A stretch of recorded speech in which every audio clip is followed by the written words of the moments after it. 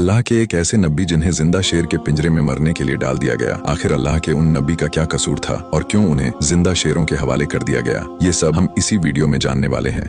इसीलिए वीडियो को आखिर तक जरूर देखें और इसे जरा भी मिस न करें। जिस नबी के बारे में हम बात करने वाले हैं उनका नाम हजरत दानियाल अलैहिस्सलाम है। दानियाल अलैहिस्सलाम अल्लाह के बहुत ही नेक पैगंबर गुजरे हैं जो बनी इजराइल के आखिरी दौर में पैदा हुए थे। जब तक आप बड़े हुए तो ये दौर बनी इजराइल का बदतरीन दौर था और उस दौर में लोग बदामालियां, जुल्म, जीनाकारी और तरह तरह के जुल्म में मुब्तला थे और पूरी तरह अल्लाह के नाफरमान हो चुके थे, जिस वजह से अल्लाह का अजाब इस कौम पर बख्त नसर के रूप में कहर बनकर आया। बख्त नसर उस समय बाबिल का एक जालिम बादशाह था। उसने बनी इजराइल कौम पर हमला कर दिया और यहूदियों की मुकद्दस इबादत खाना हैकले सुलेमानी को पूरी तरह बर्बाद कर दिया। दानियाल अलैहिस्सलाम का मानना था कि बनी इजराइल पूरी तरह से गुनाहों में मुब्तला हो चुके थे, इसलिए बख्त नसर पर उनका हमला अल्लाह की तरफ से उन पर अजाब था और उसकी तरफ से दी जाने वाली सजा बिल्कुल दुरुस्त और सही है। बख्त नसर ने यरूशलेम को पूरी तरह से बर्बाद कर दिया और गरीब लोगों का कत्लेआम किया। इस तबाही में जो लोग जिंदा बच गए थे उसने उन लोगों को गुलाम बनाकर अपने साथ घसीटते हुए बाबिल ले गया। उन्हीं गुलामों में अल्लाह के दो नबी हजरत यर्मिया अलैहिस्सलाम और हजरत दानियाल अलैहिस्सलाम भी मौजूद थे।